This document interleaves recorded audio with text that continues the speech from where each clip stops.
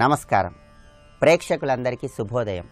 ఈనాటి శుభయోగం శీర్షికన దత్త జయంతి సందర్భంగా ఎటువంటి విధి విధానాలను పాటించాలో, తద్వారా ఎలాంటి ప్రయోజనాలు సిద్ధింపజేసుకోవచ్చో పరిశీలిద్దాం.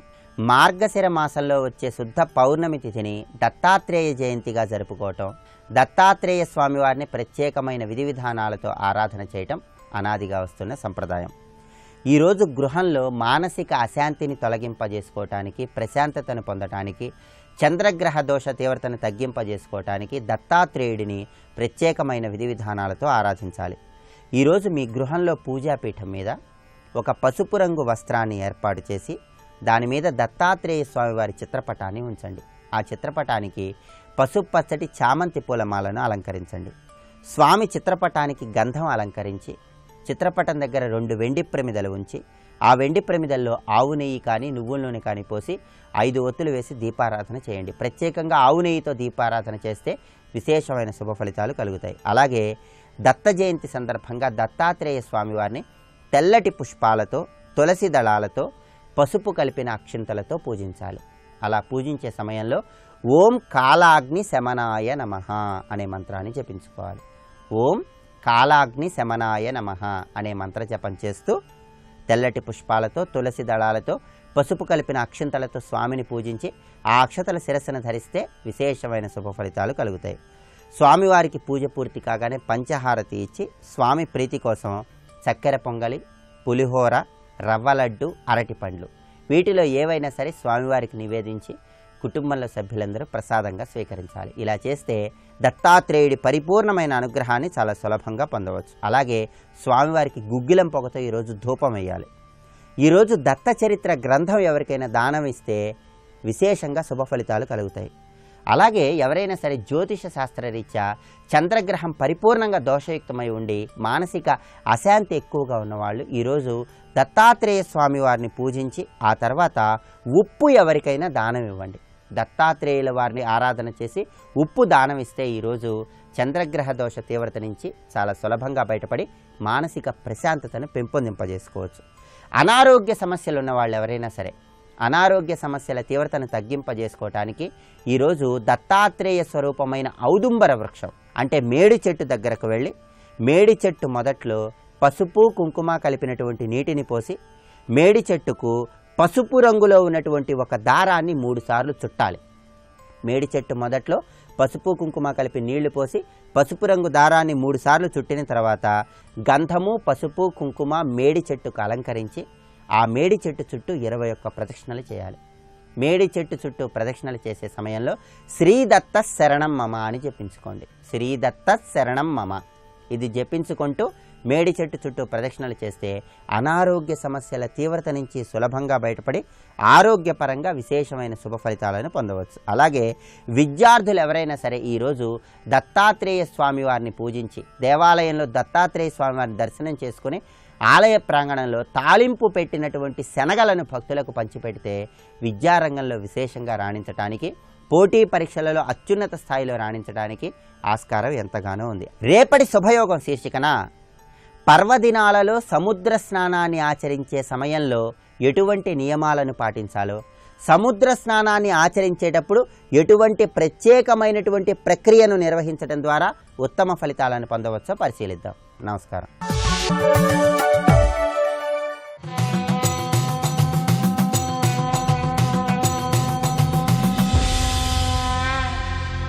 శతక సాహితీ సరస్వతికి నమస్కారం.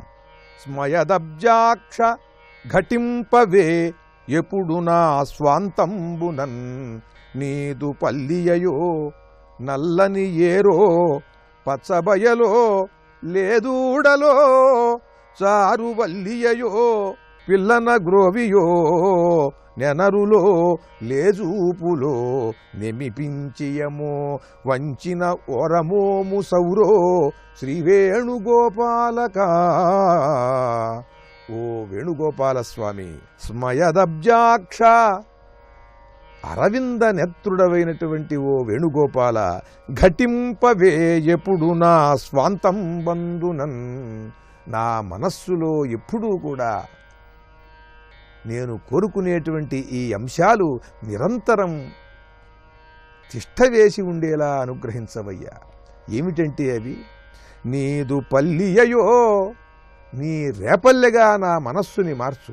ఎందుకనంటే మనస్సు గనక రేపల్లెగా మారినట్లయితే ఆ రేపల్లెలో ఉండేటువంటి ఆవులు, గోపాలురు, గోపికలు వీరందరితో కూడా నా మనస్సు నిండిపోయి నిన్ను నిలుపుకుంటుంది.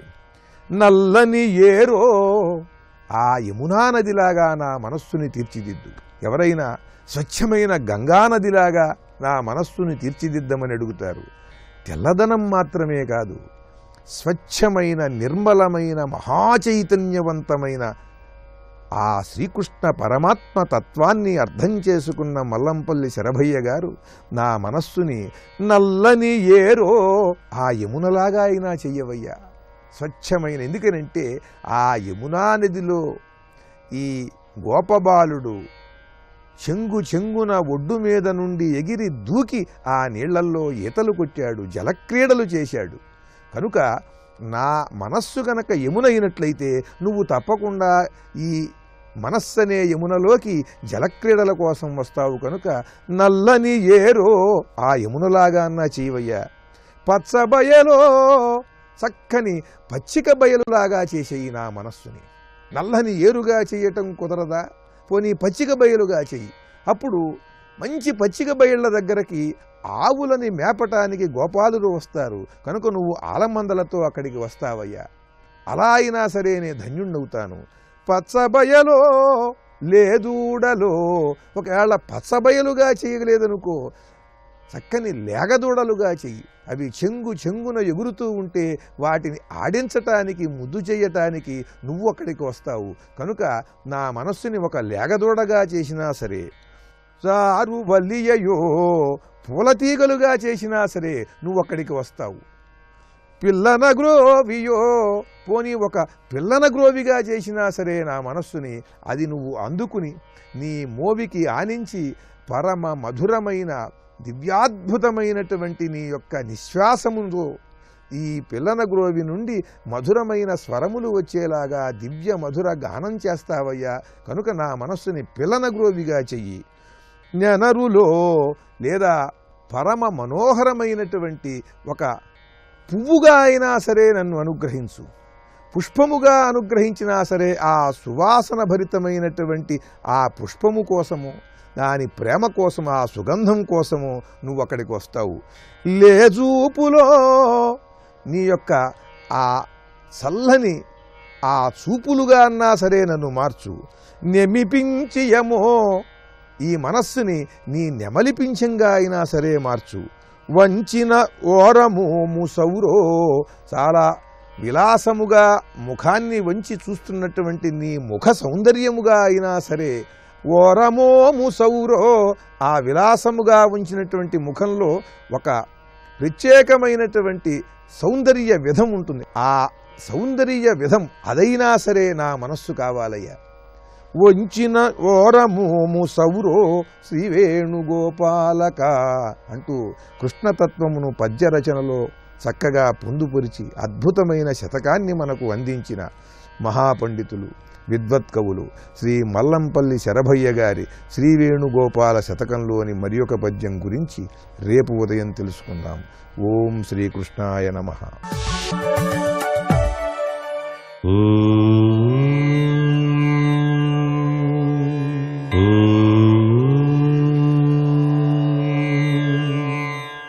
ఓం నమో నారాయణాయ.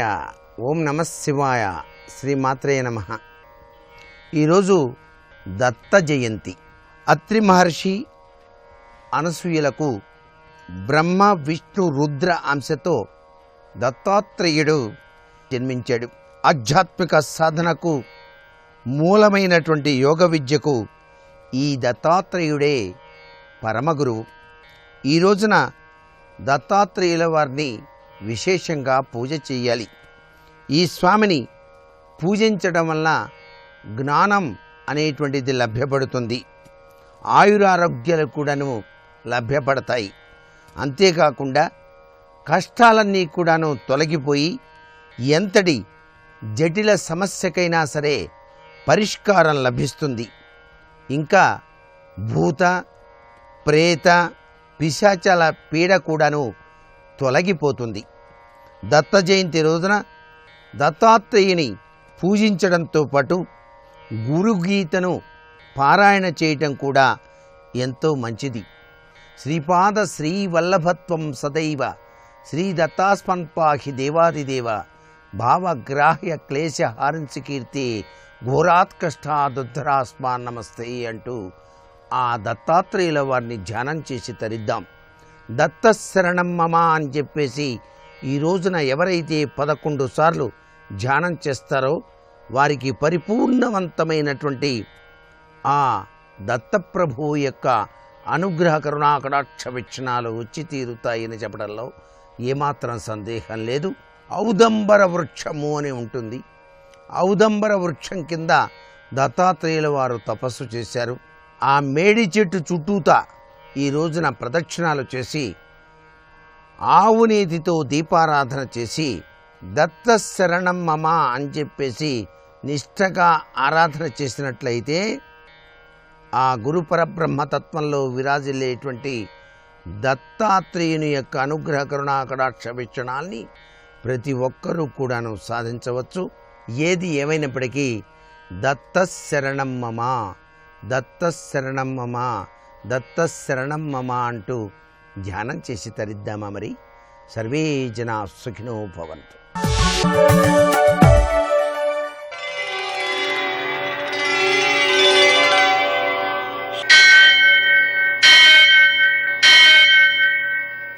సహస్రశీరుషం దేవం విశ్వాక్షం విశ్వశంభువం విశ్వం నారాయణం దేవమక్షరం పరమం పదం విశ్వతః పరమాం నిత్యం విశ్వం నారాయణగుం హరిం విశ్వమేవేదం పురుషస్తద్విశ్వముపజీవతి పదిం విశ్వస్యాత్మేశ్వరం శాశ్వతం శివమచ్యుతం నారాయణం మహాజ్ఞేయం విశ్వాత్మానం పరాయణం.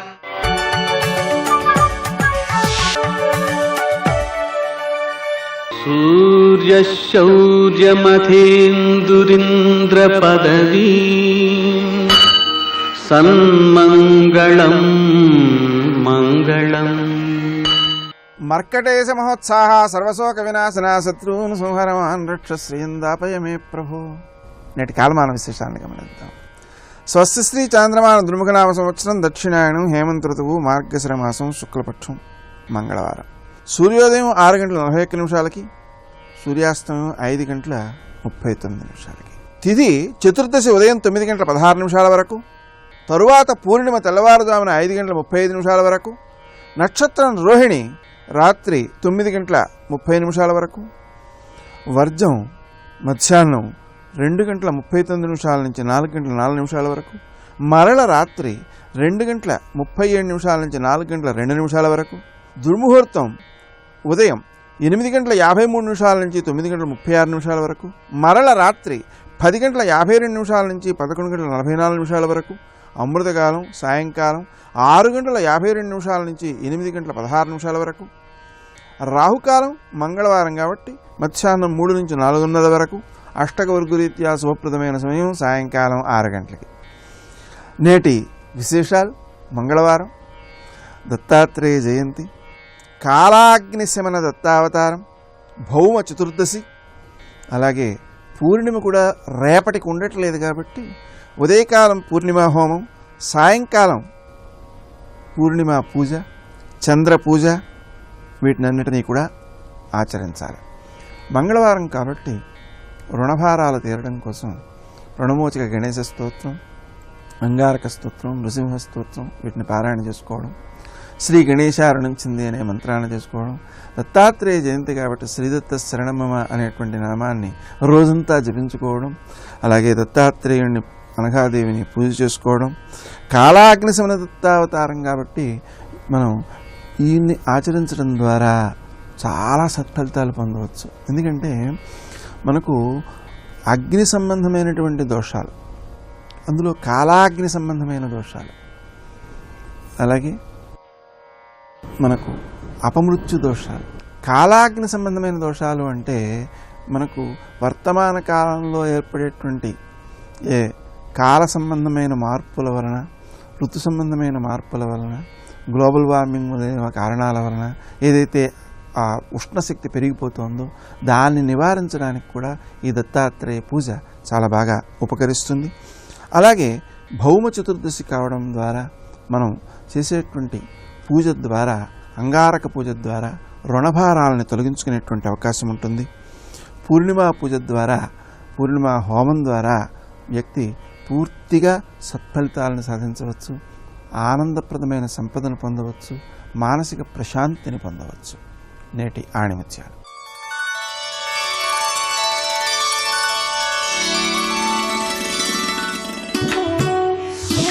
సంకల్పం దృఢమైతే సాఫల్యం సమక్షంలోనే ఉంటుంది.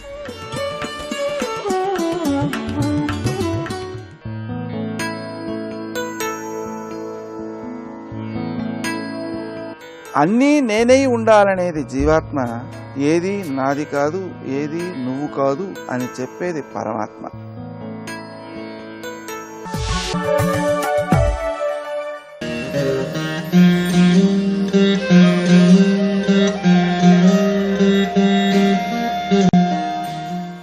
ఈరోజు దత్తాత్రేయ జయంతి. ఈ పర్వదినం నాడు దత్తాత్రేయ స్వామి దర్శనం చేసుకుంటే సద్గతులు కలుగుతాయంటారు. ఈ సందర్భాన్ని పురస్కరించుకుని మెదక్ జిల్లా బర్దీపూర్లో కొలువైన శ్రీ దత్తాత్రేయ స్వామివారిని మీ ముందుంచుతుంది మీ ఆరాధన. దిగంబరా దిగంబరా శ్రీపాద వల్లభ దిగంబరా,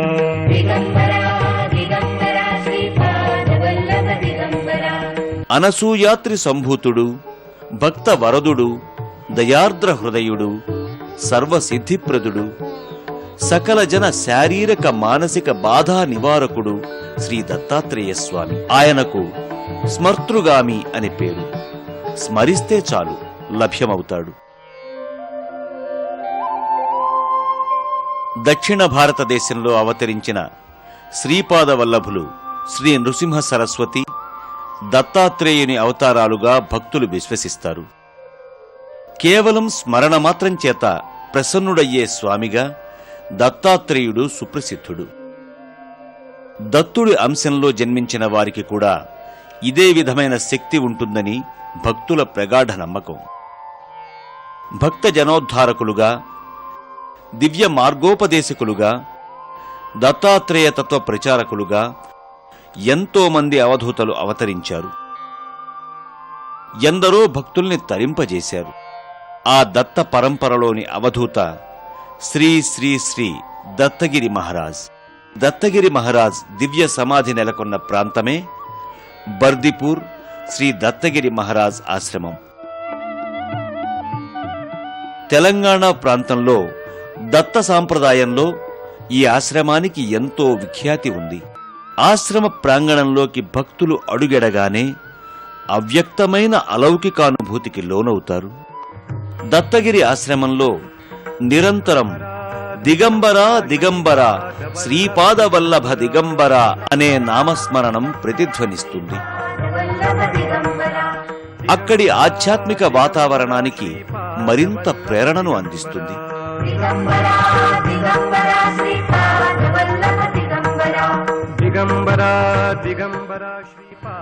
ఆ తన్మయత్వంలో భక్తులు దత్తగిరి ఆశ్రమంలోని ప్రధాన మందిరానికి చేరుకుంటారు. ముకుళిత హస్తాలతో ప్రదక్షిణలు చేస్తారు. మందిరంలోకి అడుగుడి పాలరాయి విగ్రహ రూపంలో ఉన్న దత్తాత్రేయుణ్ణి దర్శించుకుంటారు.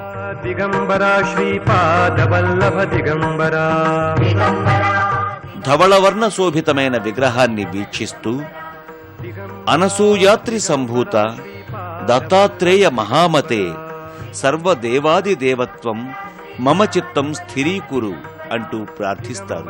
మంటపంలో దత్తాత్రేయ స్వామి విగ్రహానికి క్రింద శ్రీ దత్తగిరి మహారాజు వారి సమాధి ఉంటుంది.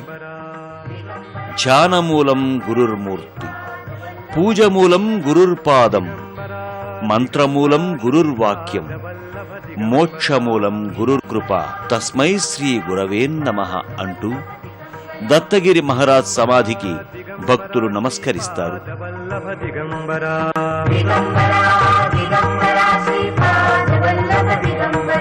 దత్తాత్రేయ స్వామి మందిరానికి ఎడమ వైపున అత్రి మహాముని మందిరం ఉంది.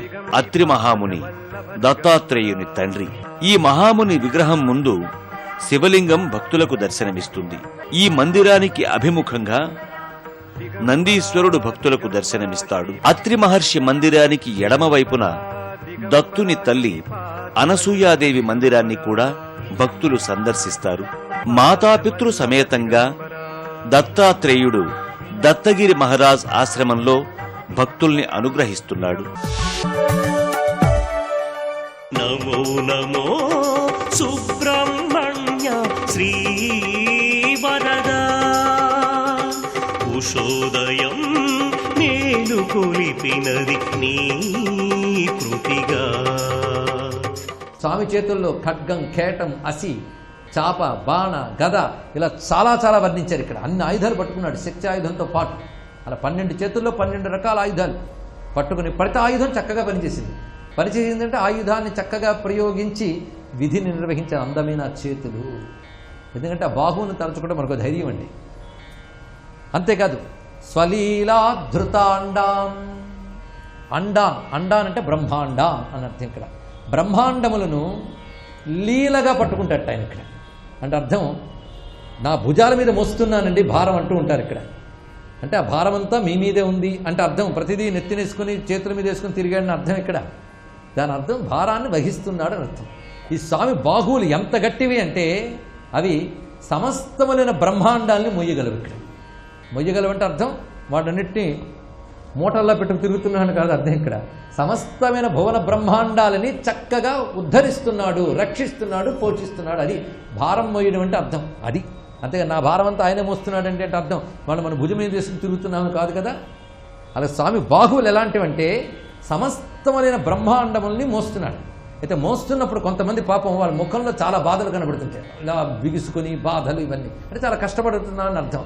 కానీ అలా కాదట. లీలాధృత అండా, ఒక లీలగా ఒక ఆటలాగా అలా పట్టుకున్నాడు సమస్త భువనాన్ని. కానీ సమస్త బ్రహ్మాండములను లీలగా ధరించి నడుపువాడు అంటే పోషించువాడు, అంటే రక్షణ చేసేవాడు, పోషించేవాడు. ఎవరిని? సమస్త బ్రహ్మాండాన్ని. కనుక ఈయన జగదీశ్వరుడు, సర్వ జగత్తుని పోషించేటువంటి వాడు. నిరస్తేభ సుండ, ఏనుగు తొండాలను ఓడిస్తున్న చేతులు.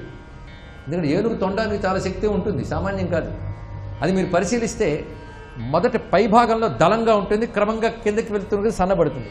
అలాగే మంచి భుజములు కలిగి క్రిందకి పోను సన్నగా ఉన్నటువంటి చేతుల్ని ఏనుగు తొండాలతో పోల్చడం కవిసమయం అనేక చోట్ల కనబడుతుంది. చుండాపదొర్దండ అని వర్ణిస్తాడు మహానుభావుడు పోతన గారు. వీరభద్రుడిని వర్ణిస్తూ ఏనుగు తొండము వంటి చేతులు గలవాడు అన్నారు. ఇక్కడ కానీ చేతుల్ని తొండంతో పోలుస్తారు. కానీ ఈ స్వామి యొక్క చేతులు ఏనుగు తొండం కన్నా గొప్పగా ఉన్నాయి. ఎందుకంటే ఏనుగు తొండాలు ఇంత అందంగా ఉంటాయని గ్యారంటీ లేదు, పైగా అన్నీ భరించగలవని చెప్పేది లేదు. కనుకనే నిరస్త ఇభసుండాన్, ఏనుగు తొండాల్ని జయించేటటువంటి అద్భుతమైన దండములు ఎలా కనబడుతున్నాయంటే బాహుదండములు. ద్విషత్ కాలదండాన్, కాలదండము వలె కనబడుతున్న బాహుదండములు అంటే శత్రువుల పాలటి కాలదండములు, భక్తుల పాలటి రక్షాదండములు.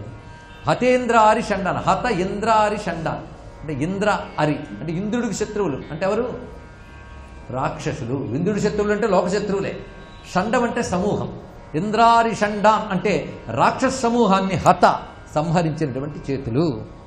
ఆ చేతులు జగత్రాణ షౌండాన్, జగత్తునంతటి రక్షించే చేతులు అన్నారు ఇక్కడ. అందుకే బాగినే భుజ అసరదళ మారే దాగినే భుజ సంత్ జనతారే అన్నాడు ఇక్కడ తులసీదాస్. హనుమంతుడి చేతులను వర్ణిస్తే ఇక్కడ ఆ చేతులు ఒకవైపు భక్తులను రక్షిస్తుంటే ఒకవైపు దుష్టుని శిక్షిస్తుంటాయి. ఎందుకంటే అభయం ఇచ్చేవే, మొత్తేవి కూడా అవే. ఇది తెలుసుకోండి. ఇక్కడ అభయవరద హస్తాలు ఆయనవే, సంహరించి ఆయుధాలు పట్టుకున్న హస్తములు ఆయనవే. ఈ రెండూ కూడా తన ముందున్న ఇద్దరికి చూపిస్తున్నాడు ఆ భావాలు. ఒకటి హతేంద్రారి షండాన్ జగత్రాణ సౌండాన్ సదాతే ప్రచండాన్ శ్రయే బాహుదండాన్. అటువంటి నీ బాహుదండములు నేను ఆశ్రయిస్తున్నాను. అంతేనండి. ఆ భుజంగాన్ని పట్టుకున్నామా ఎంత ధైర్యంగా ఉండొచ్చో. అందుకే చేయూతనీయవయ్యా అని అడుగుతామే, ఆ చేతులు అంత గొప్పవి. అంటే భక్తుడికి ఆ చేతులు చాలా అవసరం. అదే నరసింహస్వామి వారి చేతులను వర్ణించారు కదా, లక్ష్మీ నృసింహ మమదేహి కరావలంబం. అలా ఈయన కరావలంబం, శ్రయే అంటే ఆశ్రయిస్తున్నాను. వేటిని? బాహుదండాన్, 12 చేతుల్ని ఆశ్రయిస్తున్నాను, వాటితో ఆయన నన్ను రక్షించుగాక. ద్విషడ్బాహువులు. ఇప్పుడు స్వామివారి యొక్క వదన సౌందర్యం అసలు సాహిత్య ప్రపంచంలో ఈ 13వ శ్లోకం లాంటి శ్లోకం మరొకటి కనబడదు. కవితా అభిరుచిగానే ఉంటే అత్యద్భుతమైన వర్ణనండి, ఇది సామాన్యం కాదు. సాధారణంగా అందమైన ముఖాన్ని దేంతో పోల్చుతారు లోకంలో? చంద్రుడితో. ఇప్పుడు స్వామి ముఖాన్ని పోల్చాలనుకుంటున్నారు. ఇంతవరకు అన్నిటికీ ఏదో ఒకటి పోలిక దొరికింది. కాలదండం అన్నారు, ఇంకేవో ఏనుగు తొండం అన్నారు, ఇలాగేవో చెప్పారు. ముఖం దగ్గరికి వచ్చేటప్పటికల్లా ఎవరితో పోల్చాలా అని ఆలోచించారు.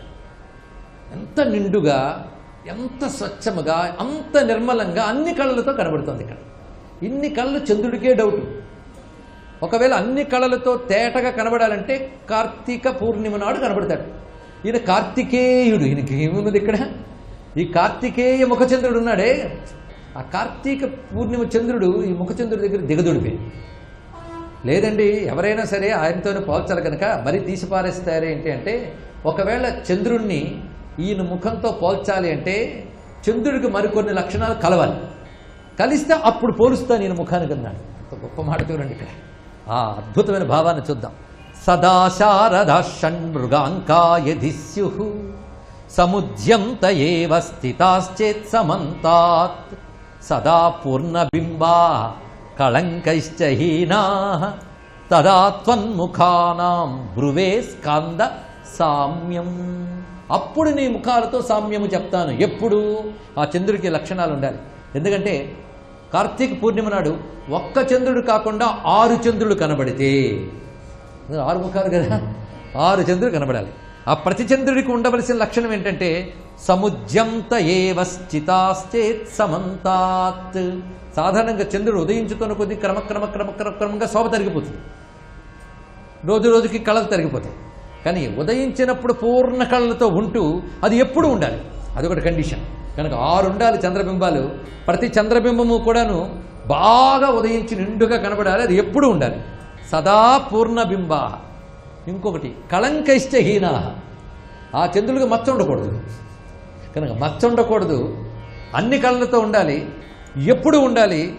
ఆఖరికి అస్తమించడం అనేది ఉండకూడదు. 6 రూపాలతో ఉండాలి, తేటగా ఉండాలి. అప్పుడు ఆ చంద్రుణ్ణి ఈ స్వామి ముఖంతో పోల్చవచ్చు. అంటే అర్థం ఎప్పటికీ ఆ చంద్రుడితో పోల్చడానికి వీలు లేదు అని చెప్పారు. ఇక్కడ 6 ముఖాలు అంత అందంగా కనబడుతున్నాయి ఇక్కడ. కనుకని ఇక్కడ ఆయన స్వామిని షడాననుడిగా దర్శిస్తున్నాడు అని ఇక్కడ మనకు తెలిసింది. కంఠం దాకా వెళ్లే వరకు ఒక ముఖము 6 ముఖాలు తెలియలేదు, ఇప్పుడు తెలిసిపోయింది కదా 6 ముఖాలు. అయితే సుబ్రహ్మణ్యుడు 6 ముఖాలు కూడా ఎప్పుడు తెలుసుకోవాల్సింది ఏమిటి అంటే వరుస పెట్టి ఉండవు. ఇది కూడా గ్రహించవలసినది. లైన్లో ఉండవండి. మనం బొమ్మలలో వేసేస్తూ ఉంటాం, లేకపోతే మనం చూడడానికి అన్ని ముఖాలు మన వైపు తిప్పేడేమో. కానీ ఆయన ముఖాలు ఎలా ఉంటాయి అంటే చాలా చిత్రం. అది 6 దిశల్ని చూస్తూ, ఊర్ధ్వ దిశని చూస్తూ, ఊర్ధ్వానికి కూడా అతీతంగా ఉంటుంది. ఇది 6 ముఖాల వైనం.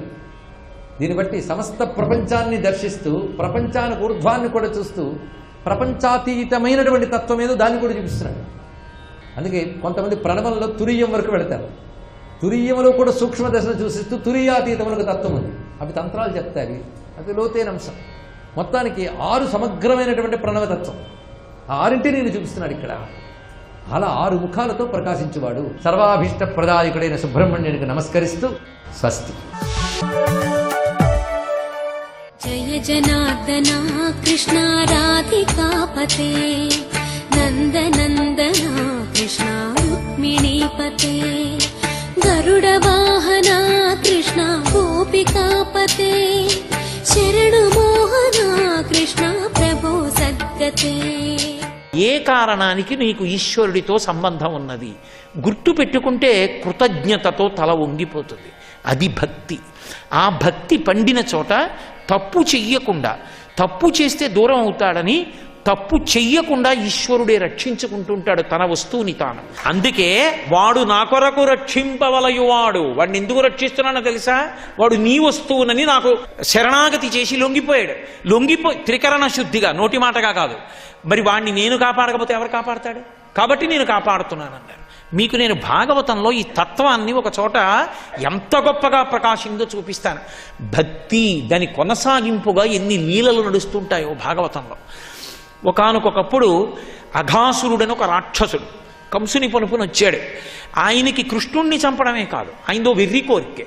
కృష్ణుడితో పాటు గోపాల బాలురితో పాటు గోవుల్ని కూడా చంపేయాలి. జాపిరము లేక ఇప్పుడు గోవుల గోపాల బాలురతోడన్ శ్రీకృష్ణుని చంపెదనని పాపపు రక్కసుడు త్రోవపడియుండెను నృపా. అఘాసురుడు అని సంస్కృతంలో వ్యాసుల వారు అన్నారు. పాపపు రక్కసుడు అని యథాతథ ఆంధ్రానువాదంలో పోతన గారు అన్నారు. అఘాసురుడు, అఘము అంటే పాపము. పాపమే రాక్షస రూపాన్ని పొంది పడుకుంది. ఎలా పడుకుంది అంటే పెద్ద కొండ చిలవ రూపాన్ని ధరించింది. ధరించి ఆకాశం వరకు పై దవడెత్తాడు, కింది దవడ కింద పెట్టాడు. ఆ పైన కోరలు చూస్తే మేఘమండలంలో ఉన్నాయి. లోపల నుంచి వేడి ఘాట్పులు వస్తున్నాయి. లోపల కొండ గుహల్లా విషపు కోరలు దింపి ఉంచాడు. విషాన్ని చిమ్ముతున్నాడు. చిమ్ముతూ పడుకునున్నాడు. ఎర్రటి నాలుక చాపాడు. చూశారు గోపాల బాలు. చూసి ఇది ఎవరో రాక్షసుడు వచ్చి పడుకున్నాడు. పడుకుని మనని మింగడానికే ప్రయత్నిస్తున్నాడు అని తెలుసుకున్నాడు. తెలుసుకుని వాళ్ళన్నారు, ఎదురుగుండా కనపడుతున్నది పెద్ద కొండ చిలవ, అది దారికి అడ్డంగా వచ్చి పడుకుంది. ఇప్పుడు మనం ముందుకెడితే మన యొక్క ఆవులతో దూడలతో అన్నిటితో కలిసి అదిగో ఆ కొండ చిలవ నోట్లోకి వెళ్ళిపోతాం. కాబట్టి వద్దు, వెళ్ళొద్దు, వెనక్కి వెళ్ళిపోదాం అన్నారు.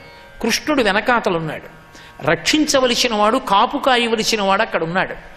ఇప్పుడు ఆ వెళ్ళిపోతున్న గోపాల బాలురులో ఒకడు లేచి అన్నాడు, బకునించంపిన కృష్ణుడుండమనకం పామంచు చింతింపనేటికి రాపోదముగాక ఇది కౌటిల్యంబుతో మింగుడున్ బకువెంటంజను కృష్ణు చేత ఎనచున్ కంజాచ్చు వీక్షించి ఉత్సుకలై చేతులు వేసుకుంచనగుచున్ దుర్వారులైపోవగం.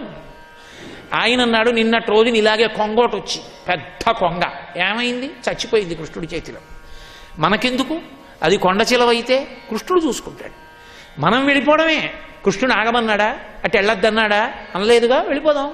ఒకవేళ అది తప్పైతే కృష్ణుడు చూసుకుంటాడు. ఆయన ఎందు నమ్మకం వాళ్ళకు అటువంటి. భగవద్భక్తికి ఉన్న లక్షణం ఏమిటో తెలుసా అండి? అది ధైర్యాన్ని ఇస్తుంది. మీరు ఒక పని చేసేటప్పుడు నేను ఈశ్వరుడు అంగీకరించిన పని చేస్తున్నాను, నేను దేనికి భయపడాలి? ఎందుకు భయపడ్డాం? ఈశ్వరుడు అంగీకరించని పని చేస్తున్నప్పుడు నీడలా పిరికితనం ఉంటుంది. ఈశ్వరుడి చేత అంగీకరింపబడిన పని చేసేటప్పుడు ధైర్యంగా ఉంటుంది, సంతోషంగా ఉంటుంది.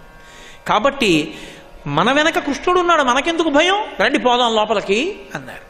అందరూ లోపలికి వెళ్ళిపోతున్నారు. వెనక ఆవులు వెళ్ళిపోయి, వెనక దూడలు వెళ్ళిపోయి, వెనక కృష్ణుడు చూశాడు.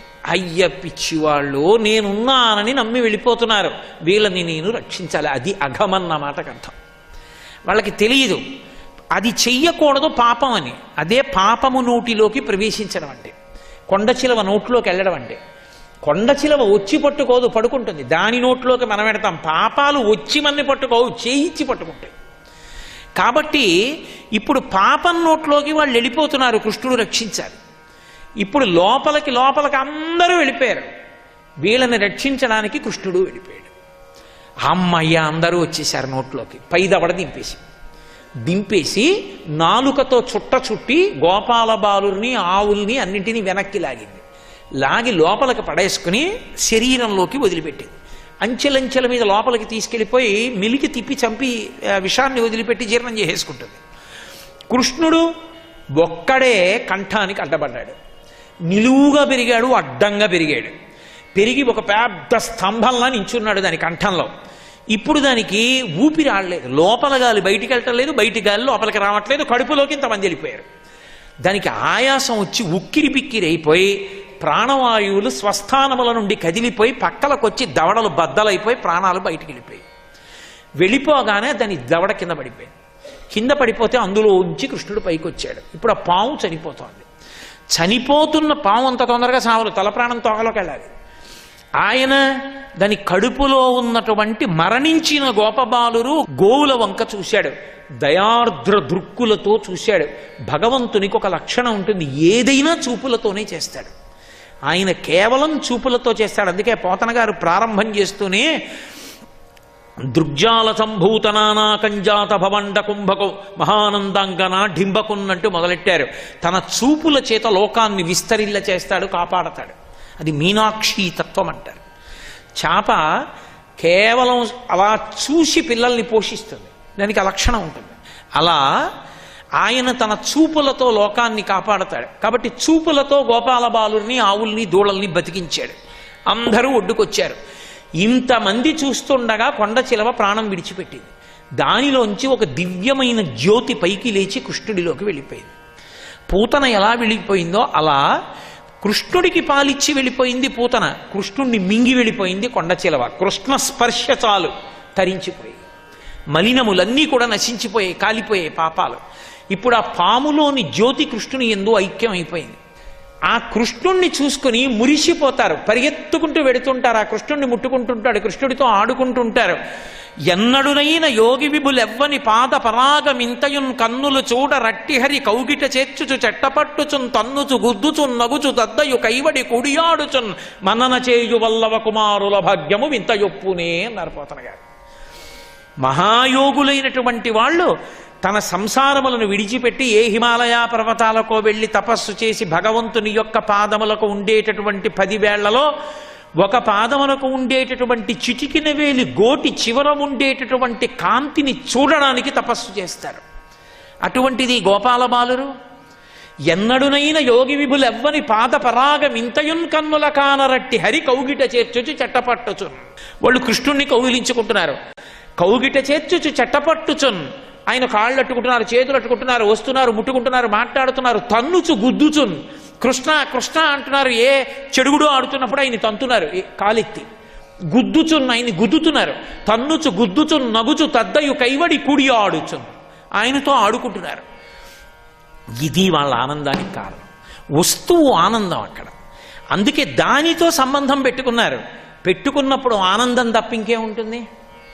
నీకు అంతటా బ్రహ్మాన్నే చూసి సంతోషపడిపోవడం అలవాటైపోతే ఏది చూసినా పరవశం. యోగరతోవా భోగరతోవా సంగరతోవా సంగవిహీన యస్య బ్రహ్మణి రమతే చిత్తం నందతి నందతి నందత్యేవ. కాబట్టి వాళ్ళు మురిసిపోతున్నారు, మురిసిపోయి ఆటలాడుకుంటున్నారు. ఇప్పుడు వీళ్ళందరూ బయలుదేరి కొండ చిలవ నోట్లోంచి బయటికి వచ్చారు. వాళ్ళకి అయ్యో ఇంత కొండ చిలవ నోట్లోకి వెళ్ళాం, అది చచ్చిపోయింది, కృష్ణుడు రక్షించాడు, ఇంత పెద్ద మాటలు వాళ్ళు మాట్లాడరు. మనకెందుకు, లోపల గడితే కృష్ణుడు తీసుకొచ్చాడు, మనం చచ్చిపోయాం బతికామని కూడా వాళ్ళకి తెలియదు. ఇది ఏమీ తెలియని వాణ్ణి పాపము నుండి ఉద్ధరిస్తాడు. వాళ్ళకి అయ్యో ఆకలేస్తోంది, మధ్యాహ్నమైంది, అన్నం తినాలి, గుర్తుండదు. ఎందుకని ఆకలి వెయ్యదా, శరీర ధర్మం ఆకలేస్తుంది. కానీ వాళ్ళకి కృష్ణుడితో ఆడుకోవడంలో ఆనందం. వాళ్ళు అలా కృష్ణుడితో ఆడుకుంటున్నారు అంతే. ఆయనే చెప్తాడు, ఊరే ఆకలిస్తోంది అన్నం తినరా అంటాడు. నిజానికి మనకు ఆయనే కదండి చెప్పేది. బయటవన్నీ చూస్తాం కానీ లోపల అన్నం అయిపోయిందిరా, కొంచెం ఇందులో పదార్థం పడైండ్రా అని ఆకలి రూపంలో, మంట రూపంలో చెప్తున్నవాడు ఆయనేగా. అందుకే గోపాల బాలురందరినీ పిలిచాడు. ఎండన్రగ్గితి అకటంబడితిరి ఇంకేలా విలంబింపగా రెండో బలకులార చల్దికుడువన్ రమ్యస్థలం బిక్కడి దండంలేగలు నీరు తాగి ఇరవందంబచ్చి కల్మేయుచున్ దండంబై విహరించుచుండ అమంద ప్రీతి భక్షింతమే అన్నాడు. ఓ గోపాల బాలురారా, మీ అందరూ రండి. చూశారా, ఎండన్ రగ్గితిరి, ఎండన పడ్డారా, ఆకటంబడితిరి, ఆకలిస్తోంది మీకు, మీకు తెలియట్లేదు, రండి మనందరం కలిసి చల్దులు గుడుద్దాం, మీరు తెచ్చుకున్న చల్దులు ఉన్నాయిగా, రండి చల్ది తిందాం అన్నాడు. అందరికీ కృష్ణుడు చెప్పాడు, ఆకలేసింది. అందరూ కూర్చున్నారు. వాళ్ళకి కావలసిందే అన్నం తినడం కాదు, కృష్ణుడిని చుట్టూ తినాలి. సర్వం శ్రీ ఉమామహేశ్వర పరబ్రహ్మార్పణమస్తు. స్వస్తి. దిగంబరా దిగంబరా శ్రీపాదవల్లభ దిగంబరా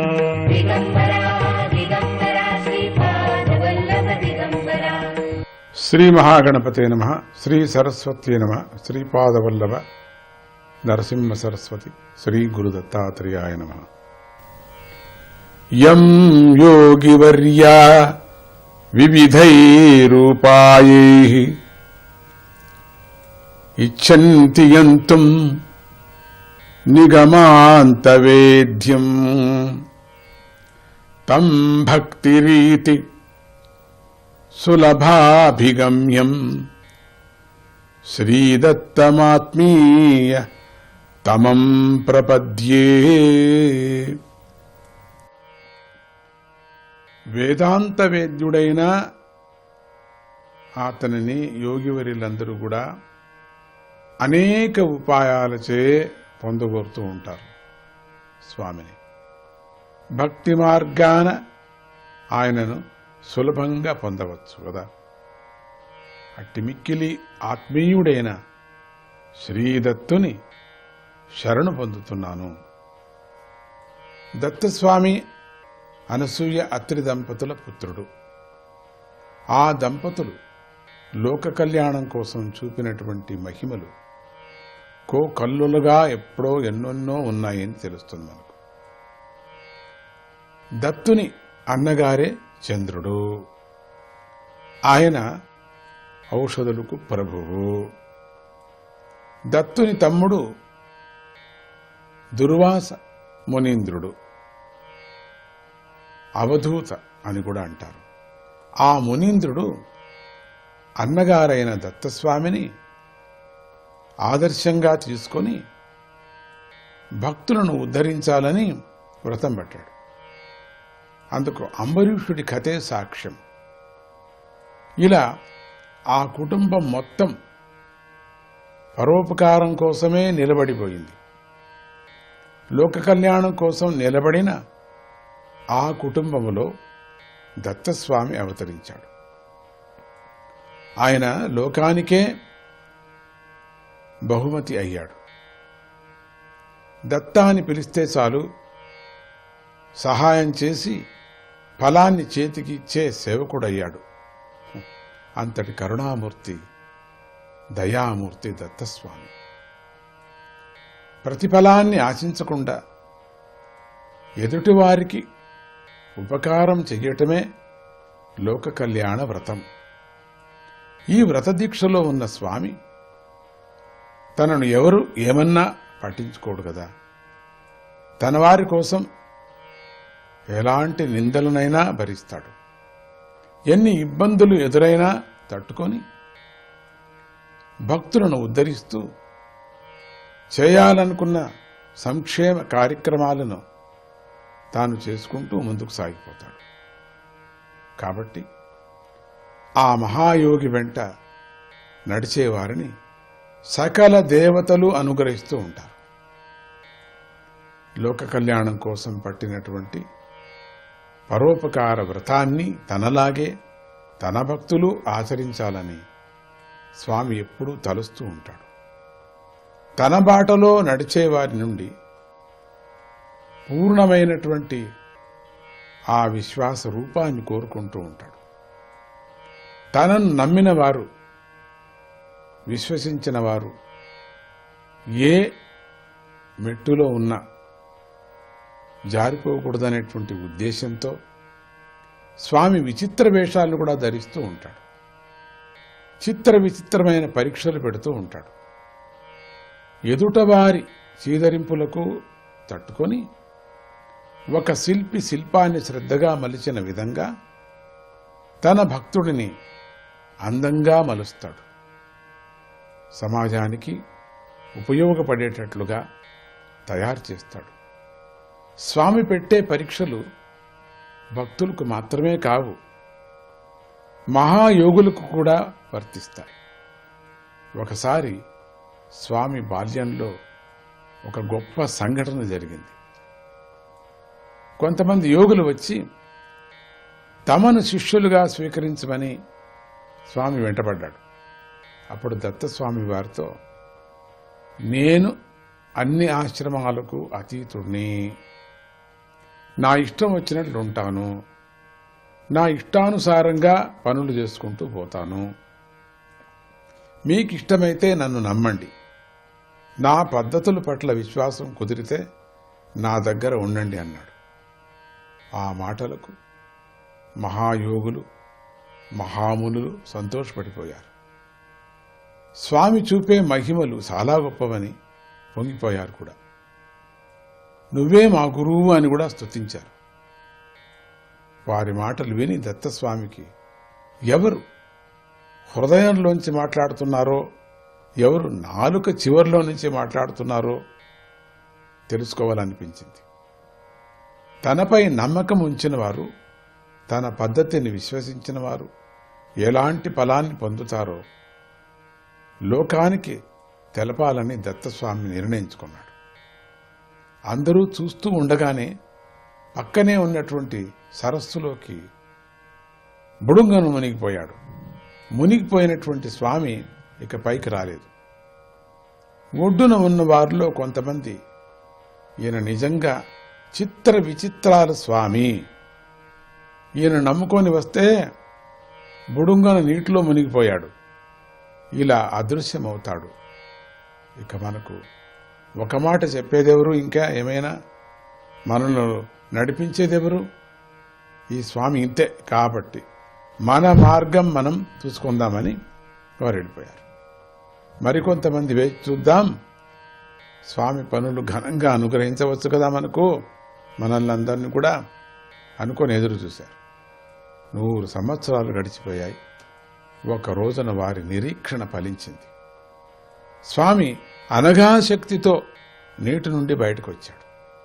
అంతే, అక్కడ ఉన్న వారిలో కొంతమందికి స్వామి వేషాన్ని పద్ధతులను చూసేసరికి మతిపోయింది. మనకు కనిపించిన స్వామి ఈయన కాదు, ఇప్పుడు కనిపిస్తున్న స్వామి ఈయన కాదు అని సందేహంలో పడి వెళ్ళిపోయారు. చివరిగా కొంతమంది మిగిలారు. వారు స్వామిని చూసి, దేవా, నువ్వు ఏమి అంటని వాడివి, నువ్వు ధర్మం వల్ల వచ్చేటువంటి పవిత్రత, అధర్మం వల్ల వచ్చేటువంటి అపవిత్రత నీకు లేదు స్వామి. మాలాంటి వారం అల్ప బుద్ధితో సామాన్య లౌకిక ధర్మ సూత్రాలతో నిన్ను బంధించాలనంతా చూస్తున్నాం. నీ లోకాతి స్థితిని చూసి మేమంతా భ్రమిస్తున్నాం. నీలాగా మేము చేసి చూపించగలమని గర్వించి అధర్మ పరులవుతున్నాం. స్వామి దత్తయోగీశ్వర, ఇది నీ యొక్క సత్య స్వరూపమని పరమ సత్యాన్ని లోకానికి తెలిపారు. ఇదే దత్తస్వామి యొక్క సత్యరూపం. ఈ సత్య విషయాన్ని తెలుసుకున్న వారిని చూసి స్వామి సంతోషించి మహాయోగాన్ని వారికి అందించాడు. కాబట్టి దత్తస్వామి చూపే చిత్ర విచిత్ర వేషాలు లోకాన్ని ఉద్ధరించటంలో భాగమని మనమంతా గ్రహించాలి. భక్తిని దృఢతరం చేయటానికి, స్థిరబుద్ధి కలిగించటానికి మనమంతా బాగా తెలుసుకోవాలి. ఎలాంటి పరిస్థితుల్లో కూడా మోహంలోనూ చాంచల్యంలోనూ పడుకోకుండా స్వధర్మాన్ని రక్షించుకుంటూ పరధర్మాన్ని గౌరవించాలని స్వామి బోధిస్తున్నాడు. ఇదే దత్తతత్వం చెబుతున్నటువంటి సత్య విషయం కదా. దీనిని ఎవరు తెలుసుకున్న వారి మనోబాధలను దత్తస్వామి తొలగించి మనశ్శాంతిని ప్రసాదిస్తాడు. శ్రీ కాలాగ్ని శమన దత్తస్వామి అనుగ్రహంతో భక్తి విశ్వాసాలు వృద్ధి చెందునుగాక. పరోపకార బుద్ధితో పరస్పర సహకారంతో సంఘం తరించుగా. కానీ దత్తస్మరణ చేస్తూ జయ గురుదత్త శ్రీ గురుదత్త అంటూ జయ గురుదత్త శ్రీ గురుదత్త.